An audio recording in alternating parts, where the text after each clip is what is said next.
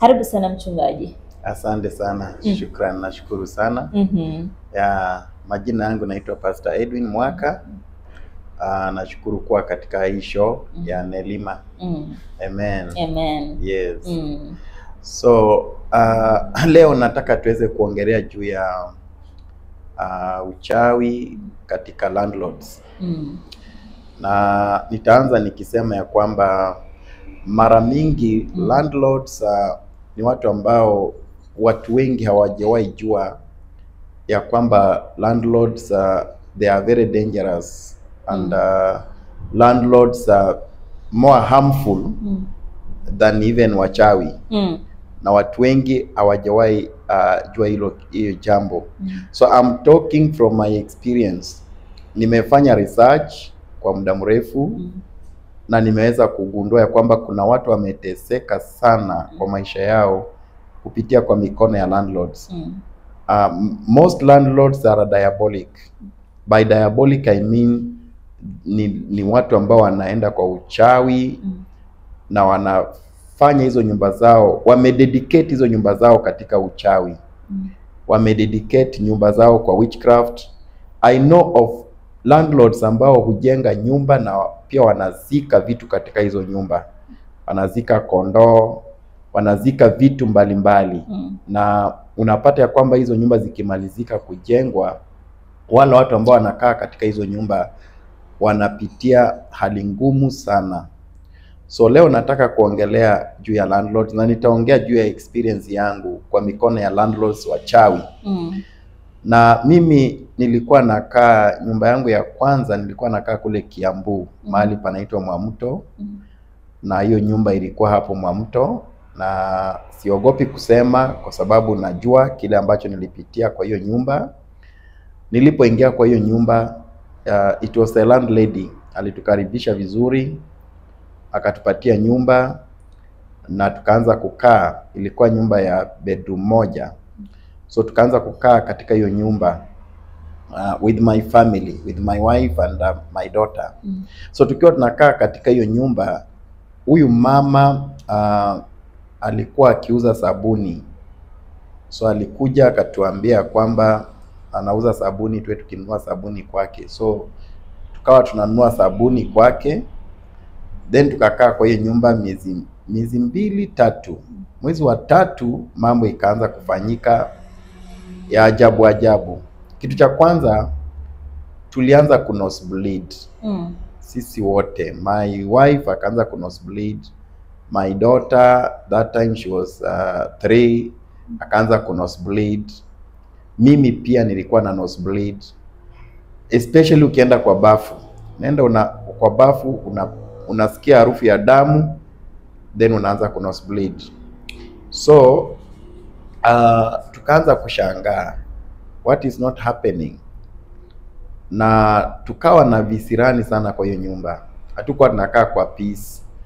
Tulikuwa tunakaa tunasumbuana sana. Usiku kuna pusi cats walikuwa nakuja kulia. Wacha tu niseme kuomboleza. The way sauti ya hiyo paka ni kama kuomboleza kabisa. Unasikia paka anatoa sauti mpaka unasikia ni kana kwamba anaongea. Ni kama sauti ya mtoto. Unasikia na ni ikikaribia majira ya saa 7 usiku, saa 8, hizo 3 hours between saa 7, saa 8 to saa 9, it was very terrible. Paka wanalia, wanakuja mbwa wanakuja kuomboleza, mpaka unasikia kana kwamba hiyo sio paka tena, ama unasikia hiyo sio mbwa tena. So tulikaa kwa hiyo nyumba na ikafika mahali tukaanza kuomba. So I took 4 days to pray. And in my prayers the Lord talked to me about that house. And I told my wife ya kwamba hii nyumba tunaenda kuhama, because it was chaos upon chaos. And it happened that huyu landlord alikuwa na msichana mwenye alikuwa rafiki yake sana. Msichana huyu, they were very close. And huyu msichana akiwa ameanguka kwa compound, nikakuja, nikaitwa, nikakuja, nikampata amekuwa unconscious, and then I started praying for her. I prayed for her and by good faith msichana huyu aka revive, akaamka, alafu akaanza kutueleza mambo ya huyo landlord sasa. So she told us that huyo landlord amekuwa akimpeleka kwa mganga, na wamekuwa wanakuja kuna vile wanafanya, then they appear like cats. They come to the door, wanaanza kupiga kelele pale kwa mlango kama paka, and then wakipiga kelele hivyo, kuna witchcraft ambayo inafanyika. Hizi paka unaona zinaomboleza, nasikia kama mbwa inajaribu inalia, inakaa kama inaomboleza. It is witchcraft. Nasikia kwa mabati paka zinakimbia zikipiga nduru kwa mlango.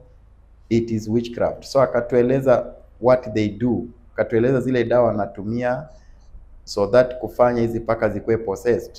What they do ni kwamba wanapatia hizi paka dawa ya aina fulani, so that paka inakuwa possessed.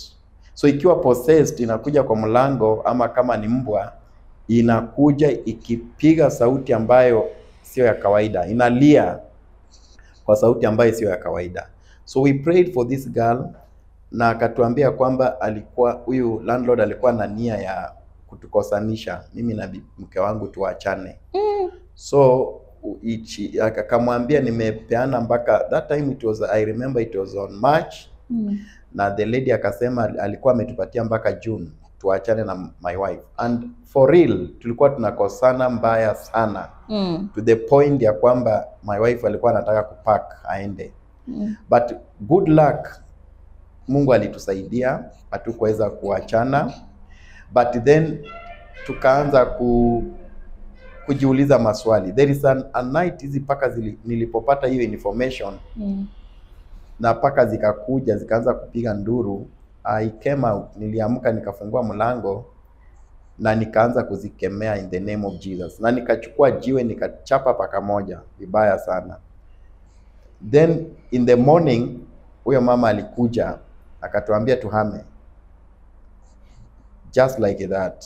Tukashindwa ni nini kimefanyika. Akakuja akaambia my wife, ambia mume wako sitaki kuwaona, mutoke hapa. So nikaambia wife ya kwamba I'm not surprised, ile paka nilichapa ni huyo mama. Then she was very serious, akatuambia tuhame na hataki kutuona hapo. Then nikawa nimeambia my wife waachane na hiyo sabuni. Surprisingly hiyo sabuni mahali my wife alikuwa ameiweka kwa bafu, tulipata ime-melt na imeturn kitu kama tomato sauce, imekaa kama red, kama damu. So ukishika hiyo substance ya hiyo sabuni ukinusa, inanuka damu kabisa. So we had to leave that house, tukatoka na tukaenda kwa another house.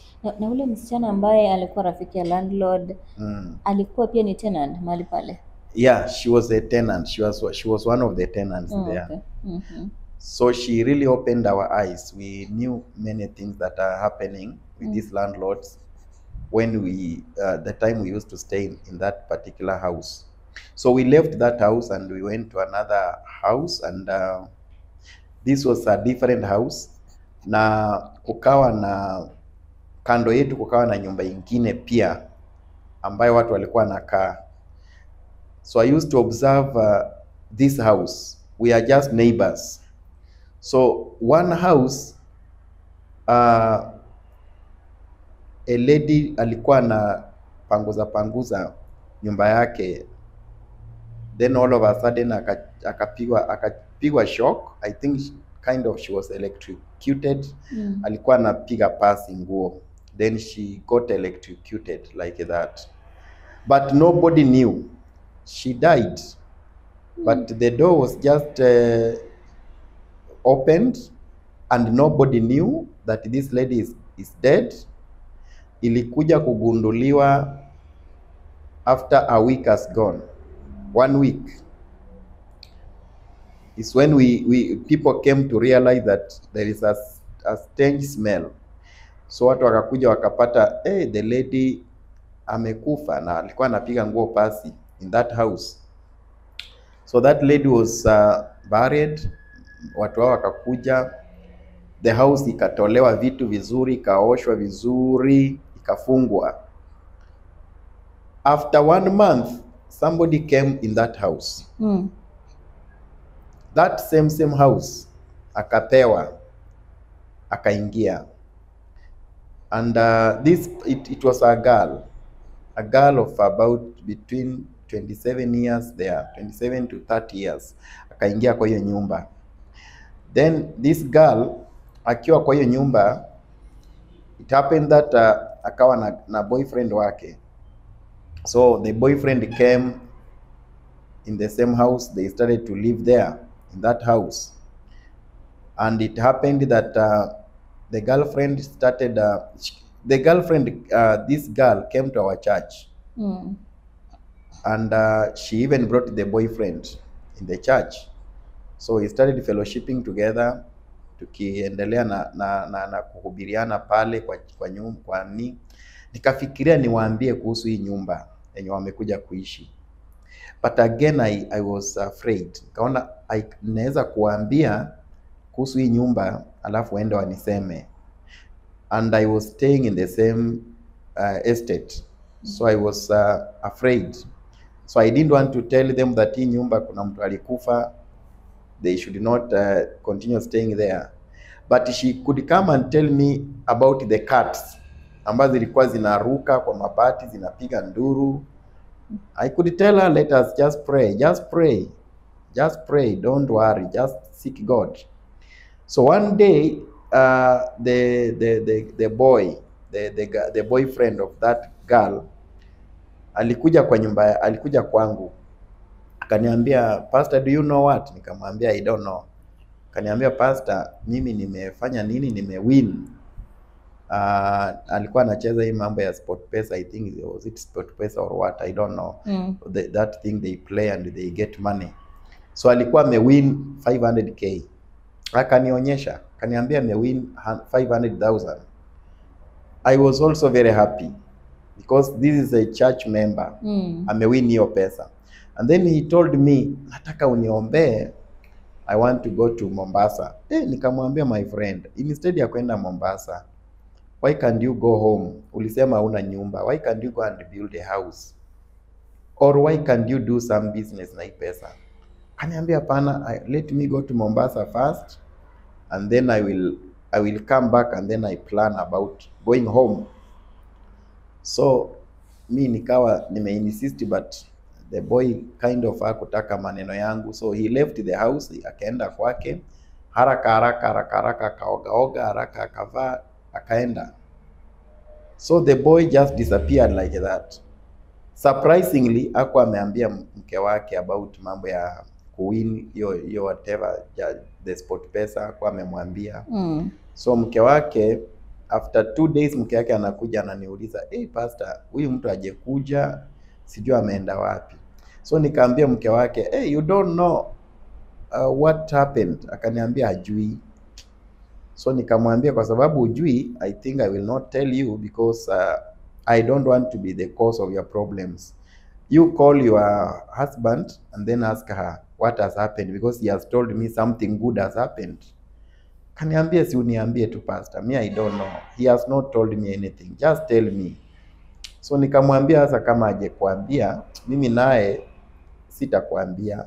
Simu yake inaenda through. Akasema inaenda through, but tukiongea ananiambia tu ako nyumbani atarudi. Nikamuuliza, your husband agenda Mombasa? She told me no, and I don't know. Kama ako Mombasa, I don't know. So nikamwambia wachana tunaye atarudi. So the girl left, akaenda. Then we stayed. After 1 week, the girl came to my house. Kaniambia, Pastor, do you know what? Kamwambia, I don't know. Kaniambia, that boy is dead. What? Dead? Yeah, dead. Hmm. Ai, nikamwambia what happened? Si this boy ametoka hapa akasema anaenda Mombasa. Kwani what happened? Akaniambia I don't know. Mimi nasikia nimepigiwa simu nikaambiwa is dead. Just like that. Hmm.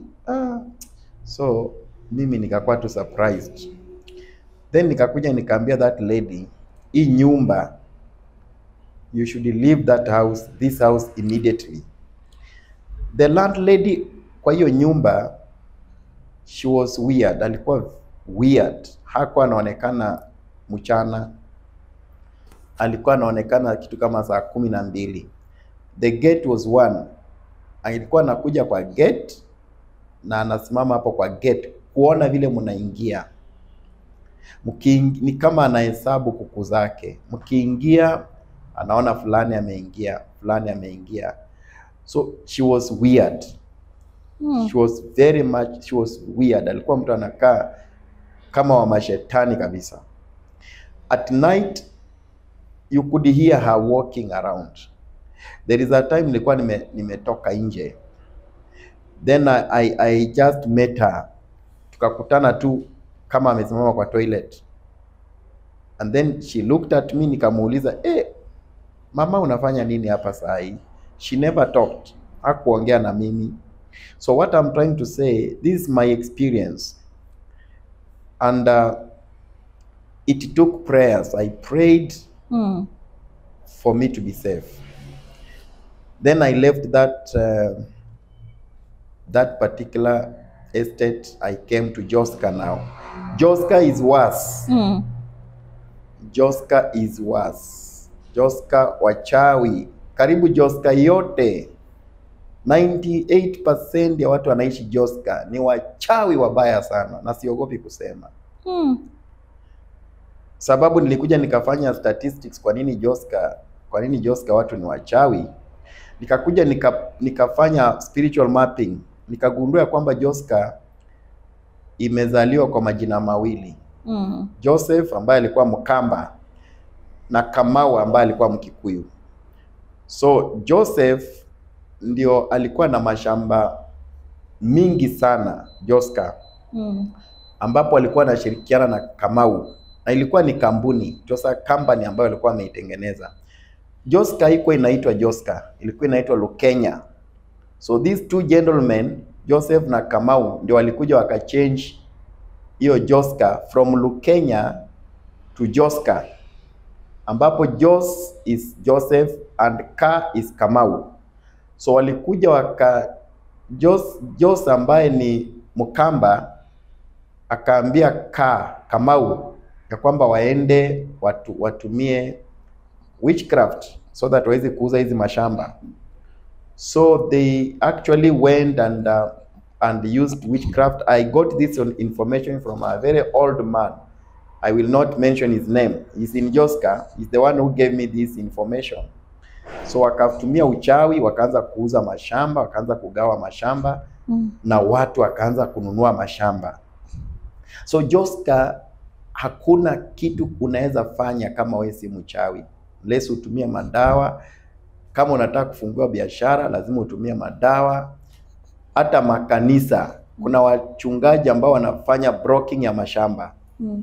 Ni mchungaji but ana broke shamba, anauzia watu shamba. So lazima utumie uchawi Joska for you to succeed. And 3/4 of people in Joska, they are using witchcraft. There is a time I had taken my wife to Kangundo Hospital, and along the way my wife told me anataka kununua kitu kidogo kwa soko. It was around 6 in the evening, 6 p.m. So nikiwa tu nimekaa kwa gari, I looked through the window. Kuna mama ambaye alikuwa anafunga biashara yake. Alikuwa anauza vitu kama alikuwa anauza hizi malenge. So as he was selling these things, nikaona ametoa leso ametoa leso na amefungua leso ya nje, amefungua leso ingine. And then ametoa leso ya ndani, amekuja amefunika kwa hiyo malenge. And then amefunika sasa hiyo carton juu, hiyo tandarua ya kuzuia mvua. Na amewacha hiyo vitu hapo nje. Ukikuja Joska, vitu inawachwa nje na uwezi guza. Jaribu uguze uone. Vitu inalala nje. Hizo bidhaa zao zinawekwa nje, zinakaa pale nje, na ni uchawi. It is witchcraft.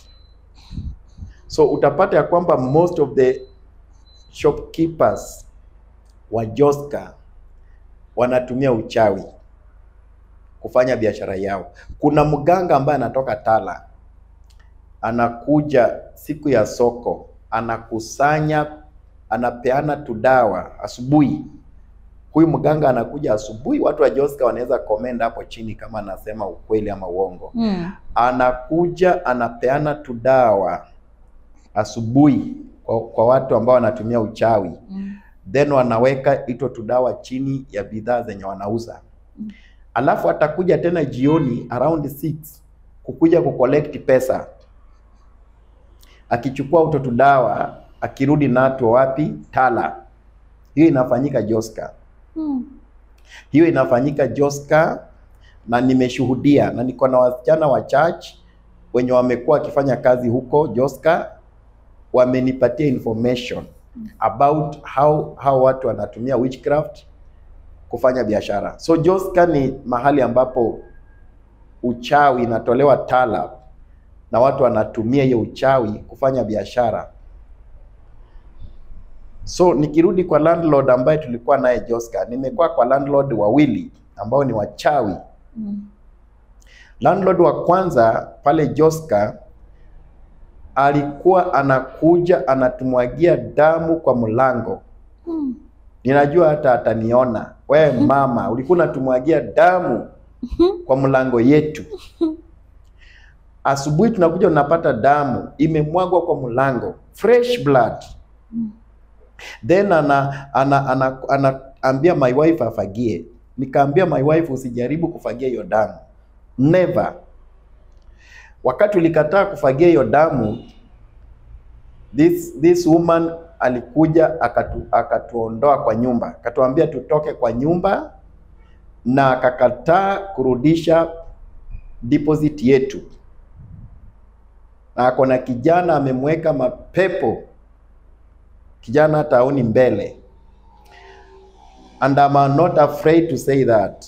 Tulitoka kwa hiyo nyumba, na kabla tutoke kwa hiyo nyumba, tulikaa hiyo nyumba 3 months. Tunatumiwa scorpions. Scorpion mimi sijawahi iona, but inakuja kwa bath. By good luck my wife anaona. Tumeua scorpion karibu 3 before sasa anze kumwaga damu. We started fasting and praying. Huko pia umbwa zilikuwa zinaomboleza as if kuna maiti. Umbwa inakuja kwa mlango inalia. Ukitoka nje unapata imeinua shingo juu. Inalia, oh! Imeinua shingo juu. There is a time nilitoka nje nikapata imeinua kwa mlango yangu direct. Na inaomboleza kabisa. Unaigonga inaenda inarudi. We fasted with my wife 3 days. After fasting for 3 days, those dogs died, 3 of them. Whatever killed them, we don't know. It is God who knows. They died.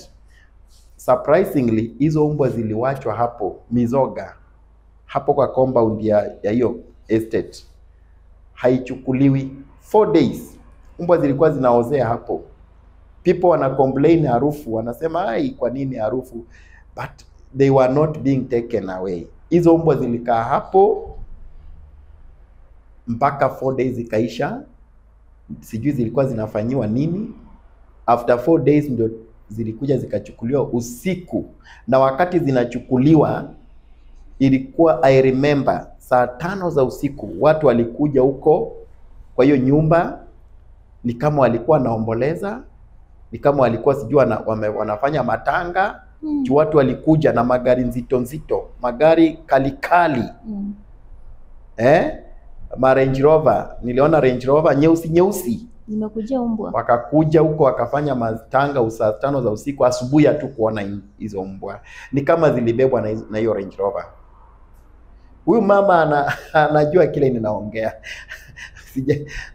Sitaogopa kusema. Ni wachawi wabaya sana Joska. Wachawi wabaya sana. Kwanza hawa mama wa Joska hawa waangalie watu macho. Wachawi kabisa. Ukimwangalia naangalia chini. Wameua watoto ya watu. Hata huyo mama alijaribu kuwa mtoto yangu. But by good luck, because I am a prayerful man, Mungu alinisaidia. Mtoto yangu hakuwa affected. So hizo nyumba ziko hivyo. Kuna nyumba nyingine tukakuja Kamulu. Huyu naye ameweka tu maji kwa chupa. Haiguzwi. Naye ni mzee. Ni mzee. Ukiangalia sura yake ni kama amechamushwa. Huyu ameweka tu maji pale kwa mlango. Entrance ya nyumba yenye tunakaa. Na hiyo maji huwezi guza. Huwezi guza. Huyo naye akaniambia nimpatie ati wakati tumeshaingia kwa nyumba tumelipa. Then akakuja akaniambia nimpatie ID yangu. Nikashindwa ID, what has got ID to do with the house? So mimi nikakataa, nikamwambia siwezi. Then akaniambia kama huwezi kunipea ID uhame. Huyo alinirudishia rent yangu. Alinirudishia rent ya full month. Akaniambia nihame. Kamulu hapa na nikahama. Thank God nyumba niliingia iko sawa. Hiyo nyumba sijaona shida. But Kamulu, Joska, most of the landlords wanatumia uchawi. Unaweza ingia kwa nyumba na ukuwe na shida. Na ukuwe na matatizo. Matatizo makubwa sana. So nataka labda niwaachie hapo, but kuna mambo mingi sana ambayo tunaweza kuongea kuhusu landlords na experience ile ambayo nimepitia. But before nimalize, there was a house ambayo nilikuwa nimekaa pia huko Kiambu, nimekumbuka. I remembered that house. That house tulikuwa tunaona tukienda kanisa, tukirudi tunapata nyuki. Nyuki zimejaa kwa nyumba. So hatungeweza kuingia kwa hiyo nyumba. So tukienda kwa landlord, anatuambia sasa yeye ajui mambo ya nyuki. Yeye si daktari wa nyuki. Then we went and prayed. After prayer, I came in that house. Na nikaambia my wife, kama mimi niko na Mungu, I want to prove to this landlord ya kwamba Mungu anaweza. I started praying in that house. Na nyuki zimecoil kwa sitting room. Surprisingly, nyuki zilitoka zote na zikaenda kwa nyumba ya huyo landlady. She was a lady. Zikaenda kwa nyumba yake. Zikacoil pia kwa nyumba yake hivyo. Huyo naye, that one died after a short time. Tulikaa kwa hiyo nyumba 2 months. But before tutoke, that one collapsed in a saloon. And just died like that. So most of these landladies, especially landladies, they are sorcerers. Ni wachawi wabaya sana. Wengine wameua wazee wao ndio wabaki kwa hiyo mali. Na hawajawacha uchawi. Still wanaendelea kupractice uchawi. Na wanatesa watu sana. Unaweza ingia katika nyumba hiyo, muliingia mkiwa couples wazuri, mnapendana, baadaye mnakorofishana, mnawachana. Ama unaingia kwa hiyo nyumba, unaanza kuwa mgonjwa. Unagonjeka magonjwa ambayo haijulikani. ama unaingia kwa hiyo nyumba unapoteza kazi, kazi inaisha, pesa zinaisha, maisha inabadilika, unaanza kuwa na rejection. I remember one singer wa Tanzania ambaye aliimba wimbo inaitwa Mtaa wa Saba. This is an old singer. Alikuwa anaitwa Baraka Mushehe. This man aliimba kuhusu nyumba ya uchawi. Akaimba ya kwamba amehama kutoka kwa hiyo nyumba ameenda Mtaa wa Saba. Na huyo landlord alikuwa mchawi sana. So ile siku this man anaenda kuproduce hiyo wimbo. Alikuja kuproduce hiyo wimbo Mombasa. After kuproduce hiyo wimbo, alikuwa amesha produce wimbo ya Mtaa wa Saba, so he was producing more other albums. Alipo produce hizo albums zake, this man died in Mombasa. Accident, a very terrible accident. Baraka Mushehe died after producing that song Mtaa wa Saba. After exposing that landlord in that song, the landlord was not happy about it. So he used his alitumia nguvu zake, his witchcraft power to kill this man. So this man died, a very young man, energetic. He was killed by a witch for exposing that witch through his song. Hiyo song ni ya zamani sana, watu wanaijua. So hii mambo tunaongea juu yake. Landlords, you should be very careful the house you are going to rent. It's better for you to pray and ask God to reveal to you what kind of a house am I going to rent. Sababu hiyo nyumba unaenda kurent inaweza kukuletea shida mingi sana. Inaweza kukuletea a lot of problems kwa maisha yako. Especially if you are not prayerful. If you don't pray, if you don't seek God. And if you pray and you are a prayerful man and you seek God, they will chase you away. They will send you out of that house. So wherever you are, you should know that, especially wale wanakaa Joska. Manyumba za Joska. Landlords na landladies wa Joska wengi ni wachawi na wanaenda kanisa. Wanaenda kanisa Jumapili na Bible, but ni wachawi wabaya sana. Kwanza ule tulikuwa tunakaa kwa nyumba yake, anajua. You need to repent, you woman, and turn to God. Otherwise, for today, that is all I have to say. God bless you so much. Amen. Kata kidogo kwanza. Imefika dakika ngapi? Now, so talking about landlords, ni vizuri kujua unaenda kurendi nyumba, unaenda kurendisha nyumba yako wapi na ni kwa nani. Tulikuwa kule Mwamuto. Mwamuto ni mahali penye nimekaa sana. Na nimejua watu wengi sana huko Mwamuto. I used to have a church. Tulikuwa Mwamuto na church, tumekuwa tumerendisha kwa mzee fulani, sitataja jina lake.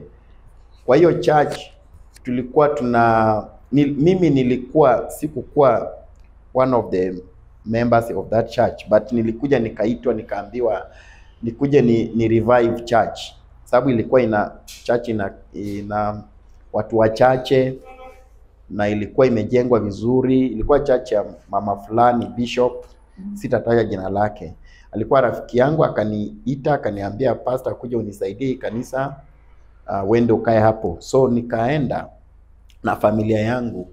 Hiyo church tulikuwa tumekodesha kwa mzee fulani, tumejenga vizuri church na ilikuwa na shule hapo. So mimi nilienda hapo nikakuwa head teacher wa shule, sababu kulikuwa na shule hapo, ilikuwa na watoto wengi sana na ilikuwa imeenda mpaka class 8 those years. Kwa hiyo ilikuwa hiyo mfumo ya 844. So nikawa mimi ndio na head hiyo shule, na pia nikawa mimi ndio mchungaji wa hiyo kanisa, mchungaji mkuu wa hiyo church. So nikapata kanisa iko na watu 5. That means sasa mimi plus mke wangu tunakuwa 7, perfect number. So nikashindwa sasa tutafanya nini, kanisa watu wako wanakuja. So tukaanza maombi, tukaanza kuomba. Every day in the evening I'm there. From 6 to 9 I'm in church praying every day. And I started fasting on a very serious note. I started fasting 3 days, 4 days. Then one day nilikuwa kwa church, niko tu church, nimeweka worship kidogo kwa ofisi pale, na abudu Mungu polepole nikisoma Bible. Then nikasikia hiyo church ilikuwa ya mabati. So nikasikia hiyo church tulikuwa tumepakana na boma ya huyo mzee. Mzee alikuwa kwake amejenga, lakini ameweka fence imegawanyisha church na fence. So alikuwa ameweka pia kageti kadogo kakuingia upande wa church huku kwetu, so that kama anataka kuja huku kwetu anafungua tu kale kageti kadogo, anaingia anakuja. So siku moja nikiwa nimeweka worship, ninaabudu tu Mungu polepole, huyo mzee akakuja akagonga hiyo mabati ta. Nikashindwa ni nini hiyo. Kagonga mara ya pili, nikatoka. Church ilikuwa na madirisha kubwa kubwa, so nikafungua dirisha nikaangalia nione ni nani anagonga. So mzee huyo akaniona, akaniambia, songesha hiyo, shukisha hiyo radio chini, unatupigia kelele. And yet honestly, sauti ya radio ilikuwa chini sana. So akatuambia, songesha chini, unatupigia kelele. Then my wife alikuwa anapenda kuanika nguo kwa fence yake. So mzee alikuja akatoa hizo nguo, akatupa chini. The same day alikuwa ananiambia nisongeshe radio chini.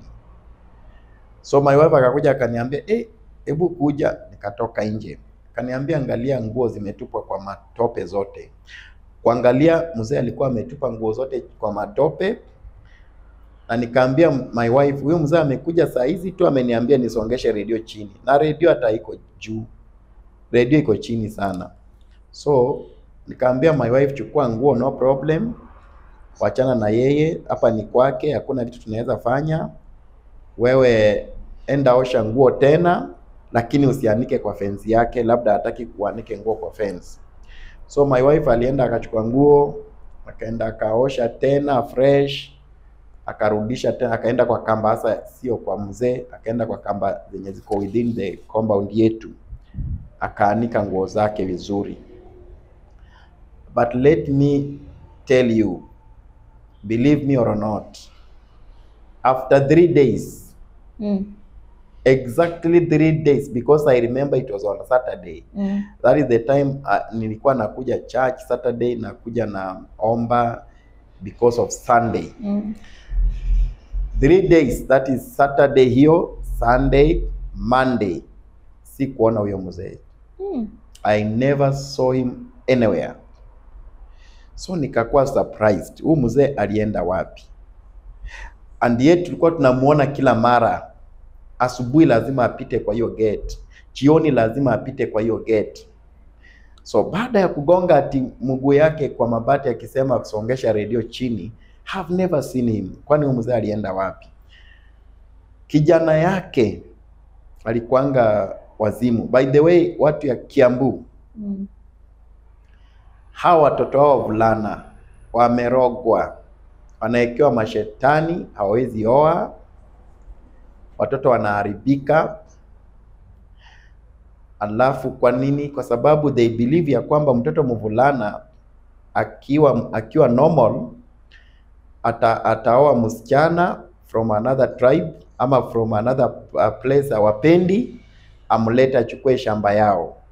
So most of them wanaroga watoto wavulana.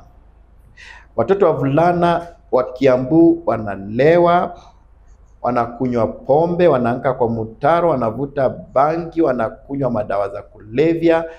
Watoto wavulana hawana hope Kiambu. They are hopeless.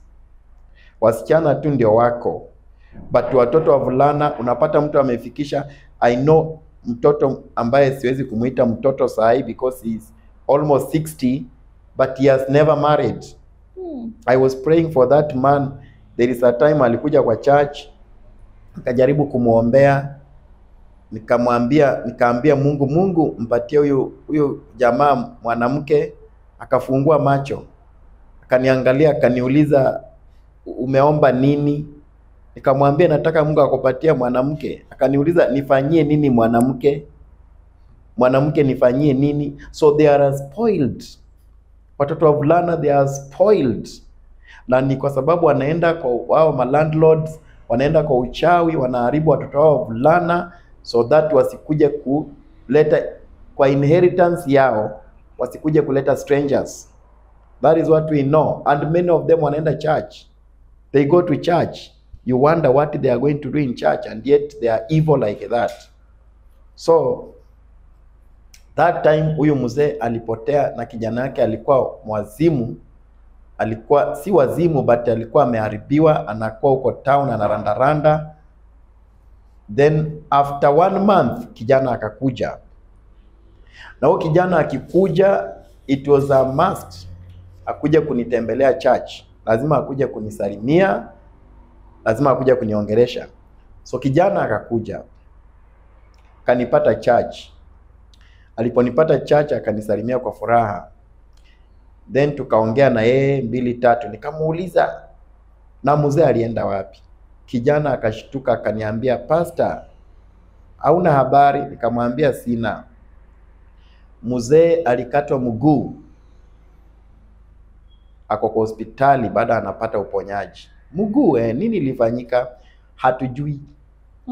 Akaniambia ilikuwa Jumapili moja. So remember alikuja kwangu Jumamosi kugonga mabati yangu na mguu. Ati Jumapili moja anakatwa mguu na mabati. So I came to remember ni hiyo mabati. Bila alikuja kugonga na mguu hiyo mabati, sababu mahali penye aliingiza mguu before utoe mguu kuna mabati zingine zilikuwa pale. So akakatwa na alikuwa na diabetes. So kukatwa mguu na alikuwa na diabetes ndio hivyo. Mguu ikaanza kuoza. Then mzee akaenda hivyo akakatwa mguu, akakaa kwa hospitali. After 3 months akarudishwa. Hakuwa na mguu. Akarudishwa nyumbani na hakukuwa anatuongelesha. Baadaye tukapewa notice ya kuhama. Akasema anataka kuuza hapo. Akatupatia notice ya 6 months kuhama. Remember tuko na shule, tuko na kanisa, tumepewa notice ya 6 months kuhama. Tukamwambia mzee 6 months hatutakuwa na enough time ya kutafuta mahali pa kupeleka wanafunzi. We had about 300 pupils wa shule. So hatutakuwa na enough time. Please tupatie hata mwaka 1.5. Akasema hawezi. Akasema hawezi kutupatia hata mwaka 1. 6 months imetosha, tuondoke kwa compound yake. Anataka kuuza, ajitibu. Before tutoke hiyo compound yake, before tutoke, mzee was dead. Mzee was dead. Before 6 months ambaye alitupatia, he was dead. I'm just telling you people how witchcraft is dangerous. Especially if you meet somebody who is fasting and praying. That's why nina encourage watu wa fast. Na encourage watu wafunge na kuomba. Kwa sababu ukifunga na kuomba, mchawi hawezi hata kuweza. Hawezi. Ukifunga na kuomba unakuwa na nguvu ambazo sio za kawaida. So mzee died and tukatoka hiyo compound yao. We left the compound. We went to another compound. But mzee died. Why? Because of witchcraft. Hao watu walikuwa na practice uchawi, na tulijua sababu hiyo compound mbwa zilikuwa hazikomi, paka zilikuwa zinaruka kwa mabati. So unaweza kuwa kwa nyumba ya aina hiyo. Like I talked with another mama recently. And she told me that nyumba yenye yako akitembea, she stays alone. Shocking things, akitembea anasukumwa na kitu aoni na anaanguka chini. That lady, she's sick, very sick, paralyzed kwa mwili. Tangu asukumwe na hiyo kitu, mambo yake ikaanza kumwendea vibaya. So this houses, unapata aliniambia kwamba aliswap tu nyumba na a friend akamwambia ingia kwa hii, ni nyumba ya serikali, ingia kwa hii na mimi niingie kwa hii. So akaswap nyumba.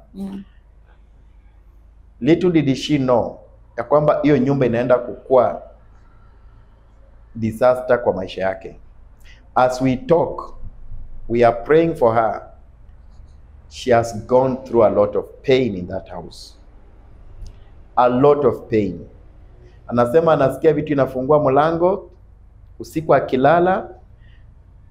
Hizi spiritual husbands, ambapo unalala kwa nyumba, especially wanawake, usiku mapepo inakuja kulala na wewe.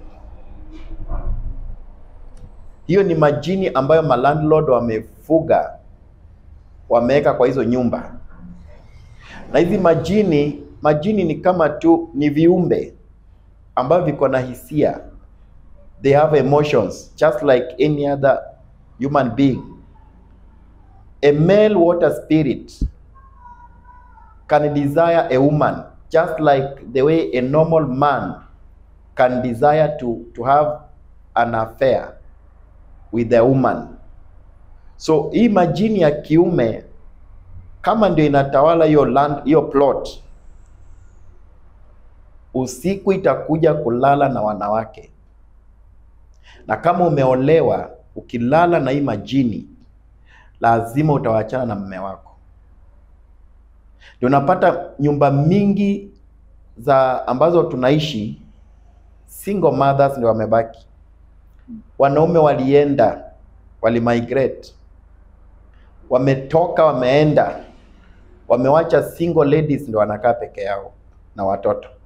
Single ladies ndio wanakaa, wamewachwa na waume zao, and they wonder what is happening.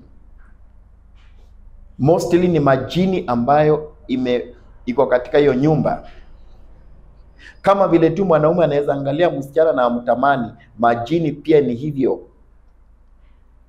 The difference ni kwamba majini huwezi kuiona na macho, but itakuja usiku ilale na wewe kwa ndoto, kwa dream. Na asubuhi ukiamka unapata kuna kitu kilimesi na wewe usiku. So if you don't pray and fast, you are going to be captive of these demons. Na hii mapepo mingi inaletwa na malandlords. I know of my nephew ambaye mtoto wake alianguka kutoka kwa ghorofa ya 3. Akapasuka kichwa kabisa. Msichana. Huyo msichana alizikwa. Alikuwa miaka ngapi? Huyo msichana alikuwa 13 years. 13 years. The girl died hapo na hapo. Na tulipoenda kwenda peana report kwa polisi hapa na pale, tukapata kuna kesi ingine pia ambaye mvulana pia alikuwa ameanguka kwa the same building, na kesi bado inaendelea. So kesi inaendelea ya mvulana alianguka, we were told 17 years ago. Now this one ameanguka tena. So kesi tena imeanza ya huyu. Then we are surprised. Kwa nini watu wanaanguka kwa ghorofa, waanguke kwa nyumba yako na wakufe? Why? Some of these houses, they are dedicated to demons. Mafundi wengi ambao wanaenda kujenga nyumba, unapata wanaenda na excitement. Tumepata mjengo, twende tujenge. Then wanaenda kujenga. Utapata lazima kuna fundi atakufa. Mtu wa mkono lazima atakufa. Either mawe itatoka juu imwangukie kichwa, ipasue kichwa chake na akufe. I've seen this one happening in Kiambu. I know of 3 people who died wakijenga nyumba. Wakati nyumba inaelekea kumalizwa, lazima mtu atakufa pale, mtu wa mkono. I know 3 wenye watulienda kuzika Kiambu wakiangukiwa na mawe kutoka juu, mwingine akaangukiwa na peri kutoka juu. Hizo mbao zote zikakuja zikaangukia kijana ya watu. He died instantly. Mwingine alitereza tu na akaanguka 2nd floor. He died. So kabla mwende kufanya kazi nyinyi watu ya mjengo, you need to pray. Life is spiritual. Don't take things for granted. Sababu hao landlords before achukue pesa, wengine wanapewa pesa na Freemason. Wanapewa pesa kutoka kwa ulimwengu ya giza, Satanism. Wanapewa pesa kukuja kujenga nyumba zao, kukuja kuanzisha project za mjengo. Na hizo pesa ambazo wamepewa ni za mashetani. Na lazima wameitishwa damu. Na kwa hivyo unaenda pale ukiwa innocent kwenda kufanya kazi upate pesa, then unaishia kukua sadaka, unaishia kukua sacrifice.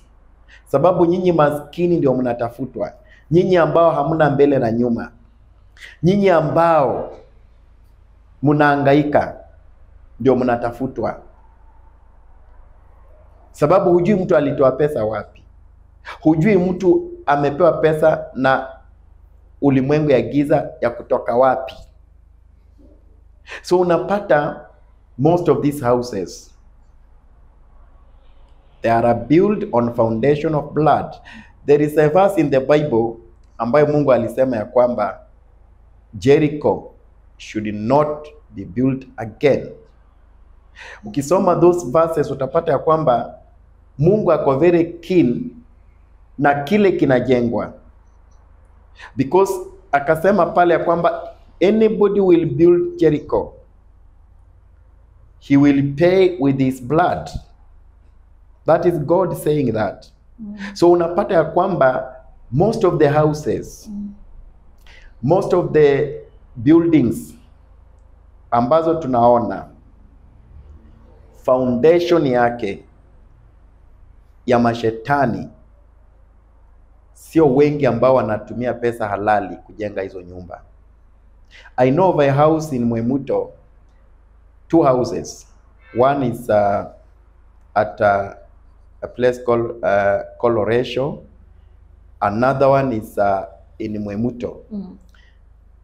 This one that is in Loresho, it's a very good house, mansion villa. Lakini hakuna mtu anakaa hapo. Hakuna mtu anakaa hapo, ni majini mtupu. That house is there. I know it. Another one iko Mwamuto kwa barabara. Nobody stays in that house. Ni ya majini pia. Watu walifukuzwa na majini, familia ikakuliwa na majini, and the house is there. It is called Haunted House. Now hii nyumba iko karibu na barabara. Mahali penye iko accident, watu walikuwa wanakufa hapo kila wiki. Lazima watu wagongwe na gari wakufe. Iligharimu tuende kuomba, tuchukue time ya kwenda kuombea hiyo barabara for accidents to cease. Mostly watoto ndio walikuwa wanakufa sana. So hizi nyumba ambazo tunaishi, you need to pray. You need to seek God. You need to fast. I told you, when you fast, demons fear a man who fasts. If you fast, if you take your time to fast, to pray 3 days, 4 days every week, if you are a genuine fasting and praying genuinely, the landlady will come and tell you, get out. Atakufukuza. Hautakaa hapo. Na unapata hata anakuroga na baada anataka rent. Anakuroga hata ufutwe kazi. anakuroga biashara iharibike, na baada atakuja anataka rent, hataki kujua. Ukikataa kumpea rent anakufungia mlango. Ukimwambia bado sijapata, amenusa kwa mlango harufu ya chapati, anakuambia ulipika chapati na nyama juzi, nilipe rent. Kwa sababu they are sold to evil. So you need to pray, especially watu ambao mnakaa Joska. Joska nimeona familia zikivunjika. I know of a family in my church ambao walikorofishana to the extent ya kwamba they were good people, they were just good and living together peacefully, but all of a sudden wakaanza kukorofishana to the extent ya kwamba wakawachana. The man akapiga bibi, akapiga kabisa, akafukuza bibi, akaenda nyumbani, and that man became a thief. I know these ones are the people I know personally. I have prayed for them. I used to tell them, get out of that house, hawasikii. So there are houses ambazo lazima tu utoke. Lazima utoke hata kama hutaki. Lazima tu utoke, sababu usipotoka na wewe utaona. Because most of the mapepo kwa hizi nyumba, hata afadhali wachawi wale wako nje. Mapepo ya nyumba kule unalala ndio mbaya sana. Sababu hii ni mapepo ambayo unalala nayo, naamka nayo. Ni mapepo ambayo inakukula mdogo mdogo. Ni mapepo ambayo inakumaliza pole pole. How can you know if a house is diabolic? Very simple. You can know a house that is diabolic, especially when it is at night. At night utasikia ni kama kuna mtu, kama unaishi peke yako, utasikia ni kama kuna mtu amepita karibu na wewe na nywele imesimama kwa kichwa. You know that house is diabolic. How can you know? When you sleep at night, unakuwa na ndoto mbaya sana. Unaota ukiwa kwa makaburi, unaota na watu walikufa, unaota ukiwa kwa mochari, unafanya fellowship na maiti kwa mochari. You know that house is a diabolic house. How can you know that the house is diabolic? It is when kunakuwa na visirani katika hiyo nyumba. Kama you are married, mnakuwa na visirani ya kila aina. How can you know? Unapata ya kwamba ukiwa kazi kunakuwa na visirani kazini. How can you know you are in a diabolic house? Landlord akusalimii, lakini siku yenye imefika ya rent tarehe 5 ndiye atakusalimia kuongeleshe, na hata kuongelesha vizuri. Anakuitisha rent na fujo, na hujawahi chelewa kulipa, hujawahi chelewa, but ile fujo anakuitisha nayo rent ni kama mmekosana mwaka moja. Ukishamlipa hiyo rent hata kuongelesha tena. That is a witch. Huyo ni mchawi. That is a witch. How can you know ya kwamba nyumba yenye unakaa landlord ni mchawi? Anatembea usiku kwa compound. Sasa ile mmelala, I know of a house in Mwemuto ambayo huyu mzee akisikia tu radio anakubishia mlango, anasema zima, and he walks the whole night to and fro kwa hizo nyumba zake. I know that one is in Mwemuto there. I used to stay also in that plot. In that plot ya huyo mzee kuna a pastor who used to come for me for prayer. Ananiambia he is being sodomized na vitu usiku. Yet he is a pastor. So these houses, you need, how can you fight? I want to give you a solution. How can you fight these spirits? Very simple. Fast. Take 3 days and fast. Take 3 days and fast and pray for that house. Call for a man of God, a good man of God, not just any man of God, a good one. Usilete tena mtu atakuletea mapepo kwa nyumba yako. Invite them to pray for you in that house. After you have fasted, let them pray for you. Unaonanga nyumba mingi mnaambia, mnaombanga sana. Hatutaki watu wa maombi. That one is a diabolic landlord. The moment unasikia anasema hatutaki watu wa maombi, that is diabolic. It's a demonic landlord or landlady. So ita watu wa ushirika wakuja kwa nyumba waombe. Waite wakuje kuomba. Wakiomba, mkifast 3 days, then you are good to go. You are good to go. Wow. Amen. Chungaji, I didn't know all that. Yes. Yani kumbe watu wanaishi tu lakini we have to pray. We have to be very prayerful. Amen. And you said the most important thing, ukiingia kwa nyumba you have to pray first. Yes, yes. Itakusaidia. Exactly. Mchungaji, sitaki kuingia kwa mambo mengi sana, just give your last remarks as we wind up. Yeah, maybe if you want to call me, my number is 0723 77333 0723 770 333. You can call me and you can come for counseling. If you are a victim of these houses, just come. I will help you in prayer, and I will help you to find your way delivered in Jesus' name. Wow, amen. Yes. Thank you so much for your time. Amen. I don't take it for granted. And to our audience, this has been the story of Apostle Mwaka. My good name is Edith Nelima, and if you are watching us for the first time, kindly consider subscribing. Thank you.